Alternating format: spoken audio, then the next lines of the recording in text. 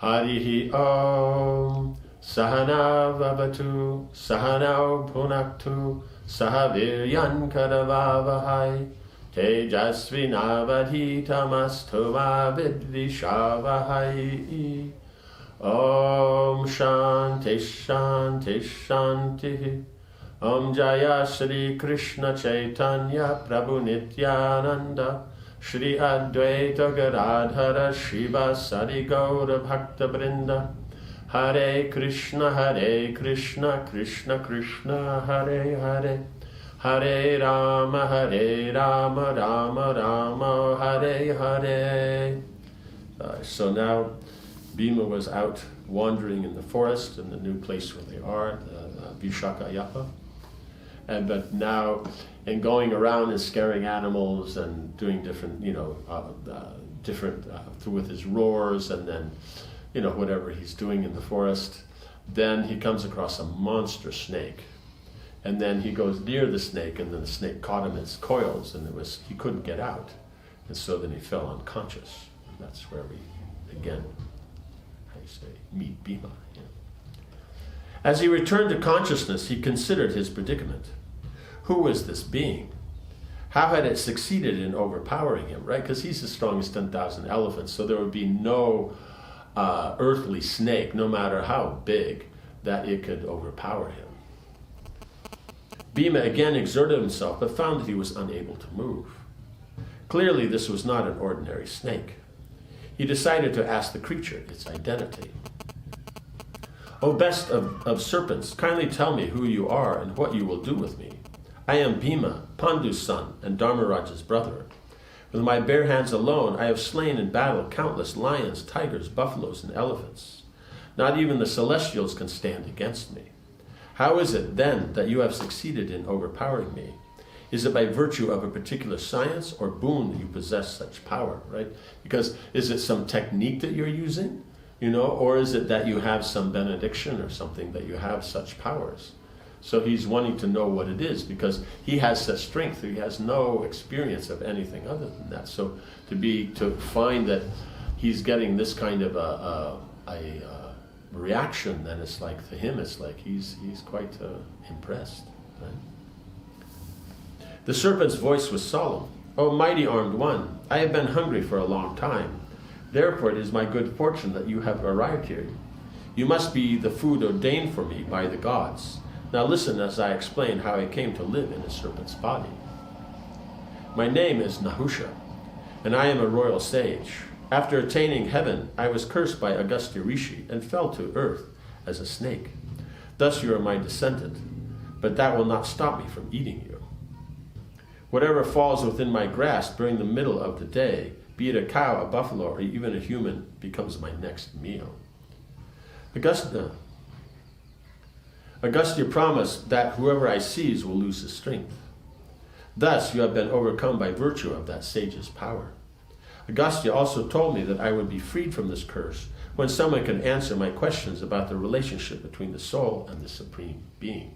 Right? Because he was cursed because he just got into mundane consciousness so much.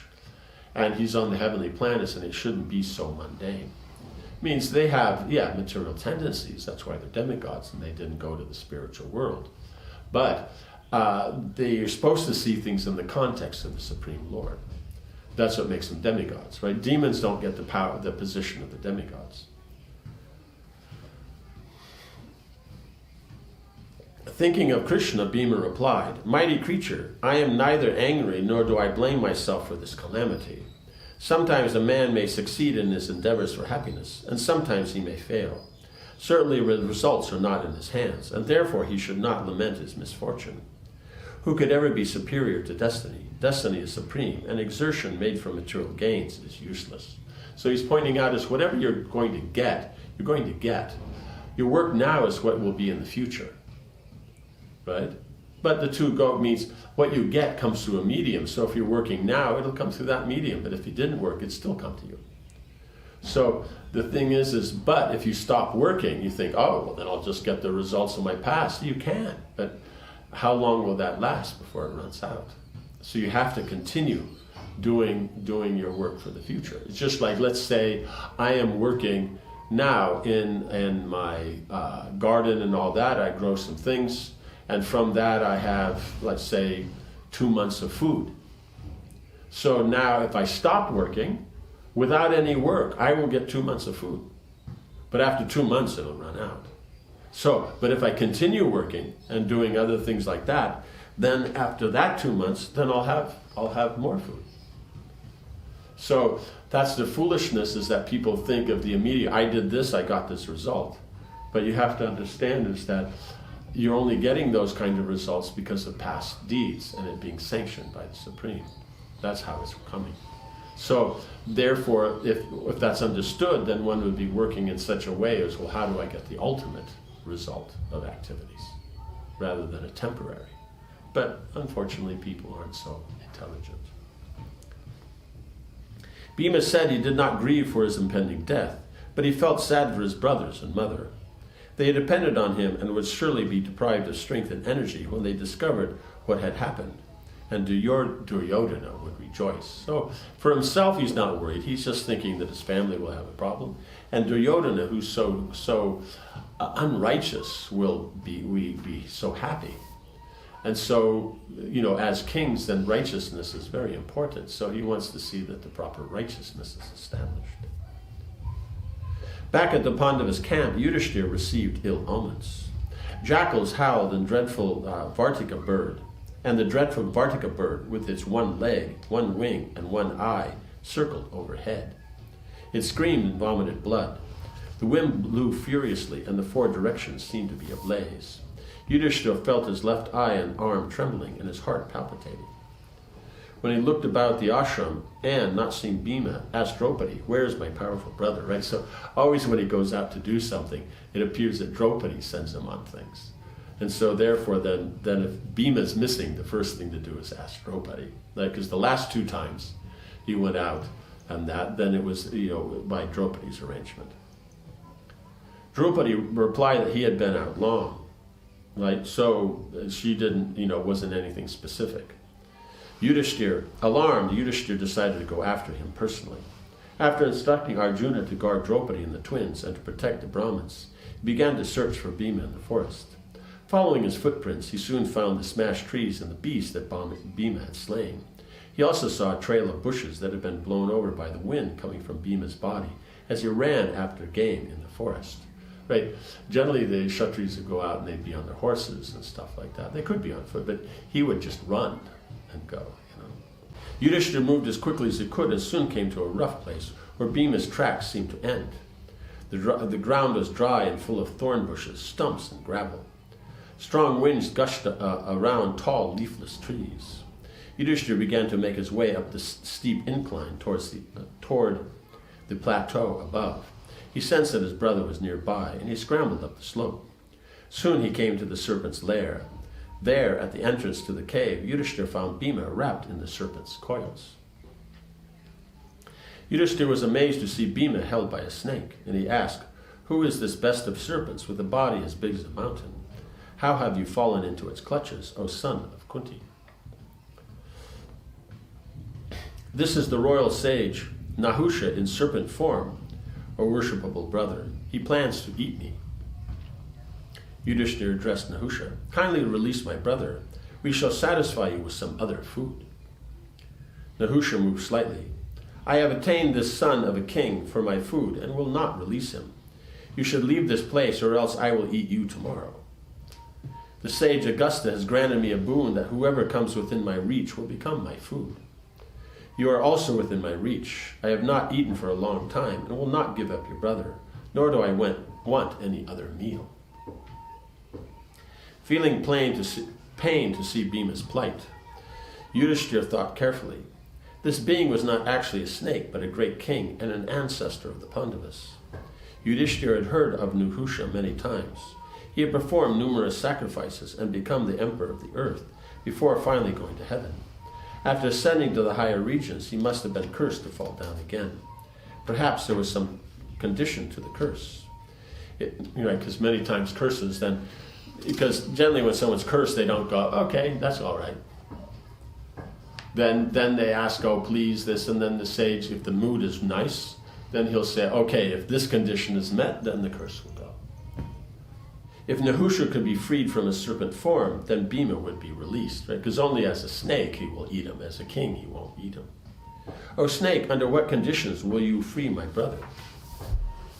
Intoxicated with the pride of wealth and power, I insulted the Brahmins, replied Nahusha. I was thus cursed by Agastya and brought into this miserable state.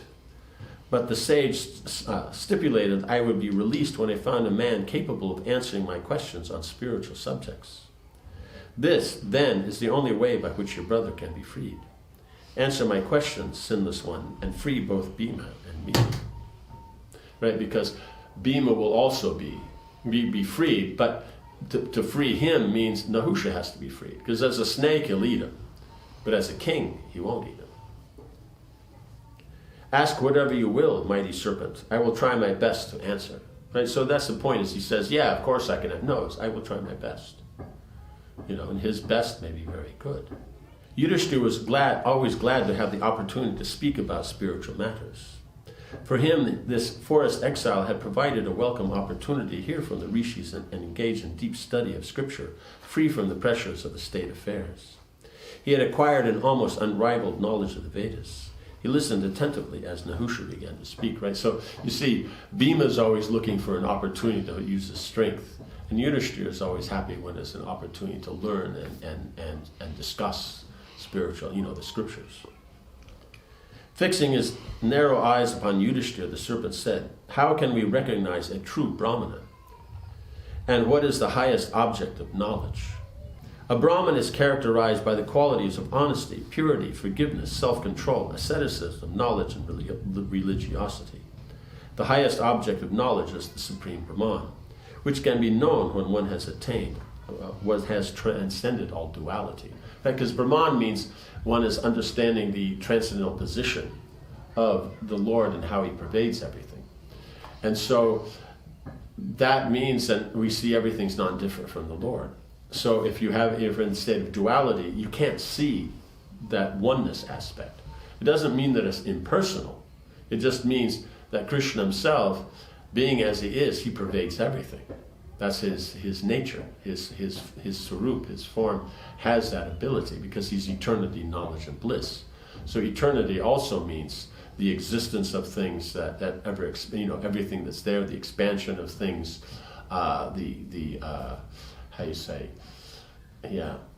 inherent qualities that will be there in objects. Then the use, there are all these different aspects like that, time. All these different things are all included within that sat aspect of Krishna. And so to be able to appreciate that, you have to see that, no, everything is connected to the Lord. That's where we're giving, that's the duality we're giving up. And so in that, giving up that duality, then automatically heat, cold, nice, not nice, rich, poor, these don't bother you because you see everything from the transcendental position.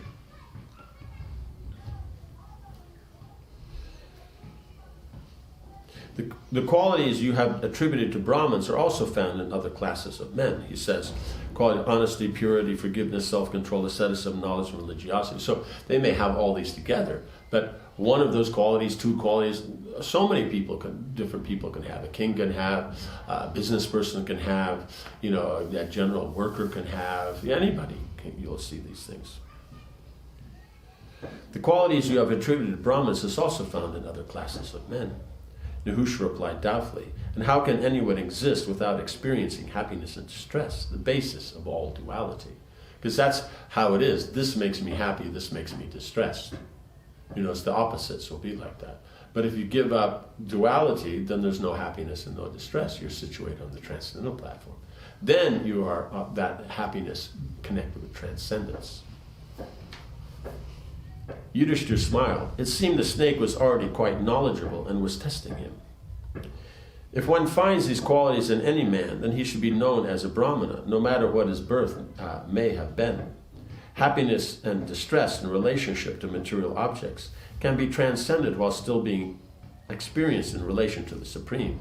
Right? So someone who has all these qualities, no matter the background, because you're saying, oh, you can see it in all varieties of men, but whoever has those qualities, they're a Brahmin. It doesn't matter their background, where they're born, right? In the modern, this caste system, then how it's being applied, then where they're born is what's important. The Varnashram has caste, but it's not called a caste system. It's the Varnashram system. So whoever qualifies for where, that's what they do. It's just like anybody could become a doctor. So whoever has qualified themselves as a doctor practices as a doctor. It's not their background. It's not only if he's born in a Brahmin family. Whoever is able to establish themselves as a doctor, then functions as a doctor. So that's what we see in the modern system. That's the Vedic system. So this idea is not only those born in Brahmin families, they can be Brahmins, they can do these things like that. Then that has come about by unqualified people, because they're not qualified to be Brahmins. Therefore, they say it's by birth.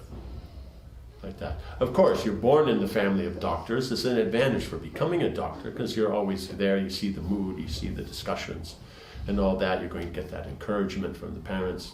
So it may be an advantage to be born in a Brahmin family, but it's not the criterion for being a Brahmin. So Nahusha then was seeing this, right? And he's saying happiness and distress, then you can give up the duality of the material world, happiness, stress, by seeing happiness and distress in connection with the Supreme. It's something for serving the Lord, that's happy. It's not for serving the Lord, it's distress. Then you're not working on the material platform. Then continuing. Material emotions are perverted reflections of original spiritual feelings. So whatever is going on here, all the different emotions and natures and all that, they're perverted reflections of the original in the spiritual world. And so in the spiritual world, it's all connected to the Lord. While here in the material world, we connect it all to ourselves. So it takes on a different nature. We get distressed because the soul is spiritual by nature. So therefore, when they're in a condition where they're seeing things from the mundane platform, that's when they feel the happiness and distress of this world.